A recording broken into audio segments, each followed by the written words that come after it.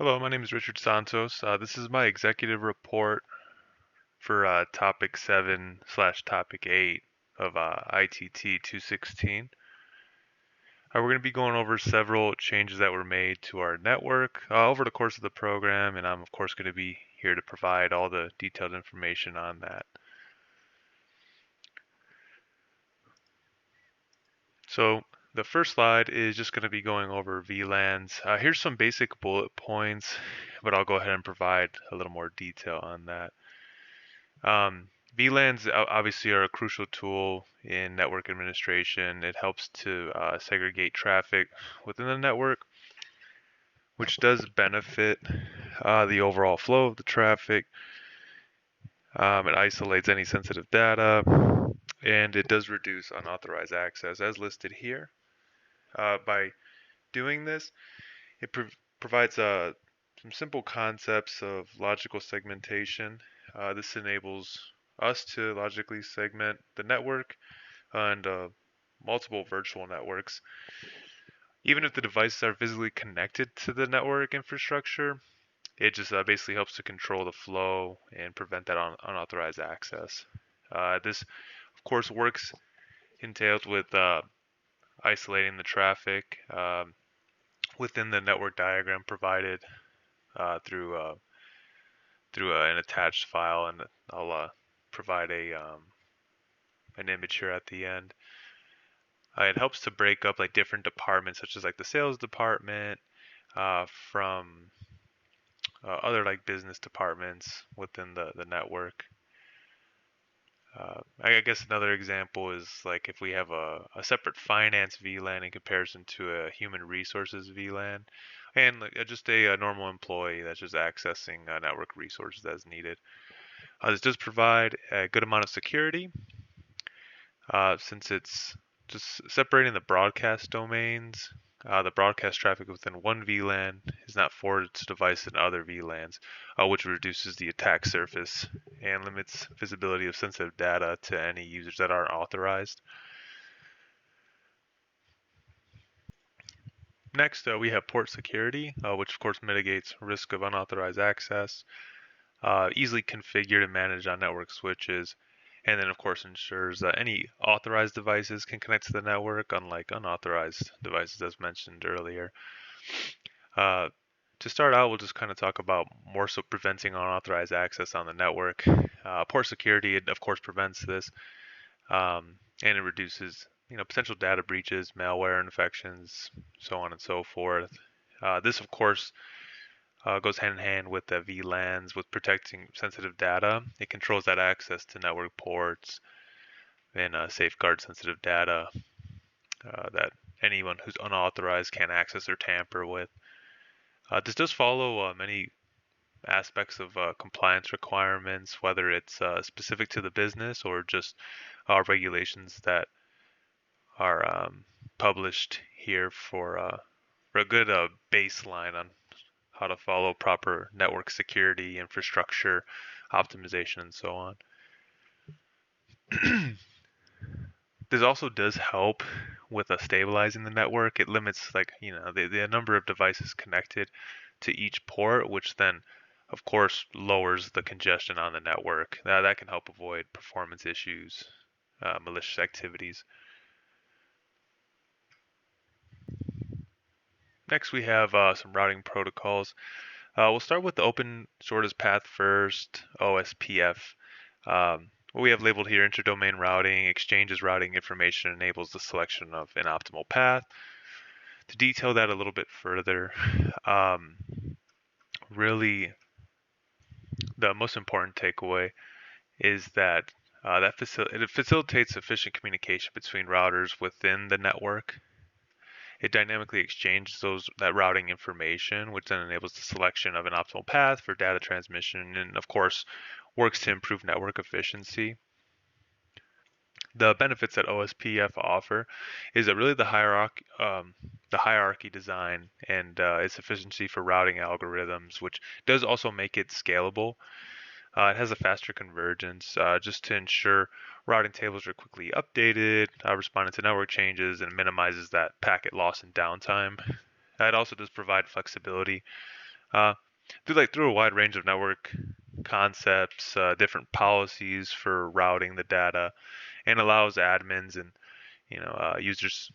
administrators to manage or customize the behavior based on the requirements of the network.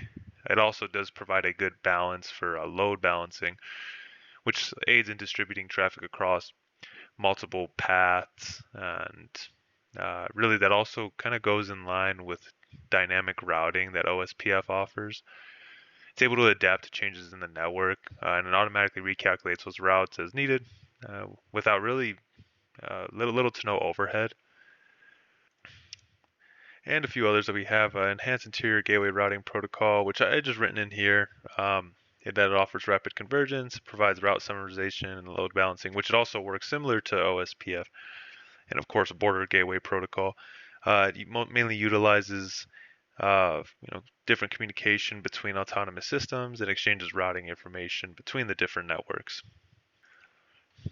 And then here we have Routing Information Protocol, aka RIP. This also provides additional flexibility and scalability for a network. It also facilitates the exchanging and routing of information, enhances performance, as we've been talking about and discussing, and then the main takeaway is that it's better utilized on a smaller network. The complexity between OSPF and RIP, it just tends to be, I guess OSPF tends to be a little more diverse and complex due to that hierarchy design and the different parameters it kind of is surrounded by. Of course, OSPF is highly scalable, but more so suitable for a larger corporate network, similar to what we have, and that is what's integrated into our network design. So, really, the biggest thing is that they both offer scalability. OSPF is better for more complex networks, where RIP is just more suitable for a smaller, simpler network design. Access control lists, also known as ACLs, they of course also control the flow of traffic, enforce policies, filter network traffic based on rules, and it does prevent external threats through several different methods here. There's role-based filtering. Um, you actually have to, of course, predefine those entries and rules, which would then allow or deny traffic. And it could even range from a destination IP address, source IP, the protocol type, which is TCP, UDP, as an example, specified port numbers, and of course other parameters like the time of day or interface being used. It also does follow packet inspection against the ACL rules in like a sequential order. The router switch can compare those package attributes against, of course, criteria specified in each rule. And yeah, there's a few other things as far as sequential processing goes. If no ACL rule matches the packet, a default action of permitting or denying is applied. And then, of course, the direction it takes, inbound and outbound. An inbound ACL, it's more so applied to traffic entering an interface, while outbound is applied to outgoing traffic, right? So, as for corporate servers, we did configure a few of those just as an example. There are several different types, whether it's file server, email server, a web server, database server, application server, and it goes on from there, even printer servers. The most important thing is that corporate servers, it's really within the organization's network infrastructure, and it provides those various services um, for clients connecting in and needing to access certain data. And they do play a critical role in just facilitating overall communication, collaborating with team members, storing data that way it's easily accessible, and then of course securing that data. And then of course network address translation. This is a technology and technique used for just networking to modify the address information and packet headers while in transit through the router or firewall. It does play also a critical role in conserving public IPs, enabling devices within a network to share a single public IP for internet connection. Of course, it uses private and public networks, like mentioned. It uses its own NAT translation table just to maintain the private IP and port numbers to then correspond with the public variants. it does keep track of active connections and ensures that incoming packets are forwarded to the correct destination within that network, being the private network. And it does hold many benefits with conserving those IP addresses. It's good, takes good accountability to audit this information. Excuse me. And of course, securing the network, simplifying management, and does have a little bit of simplicity with transitioning between both the IPv4 and IPv6 addresses. And just the last couple things, a VPN configuration. Of course, this provides secure remote access for authorized users, aka even our employees. Encrypts network traffic over public networks and ensures the confidentiality and data integrity on the network.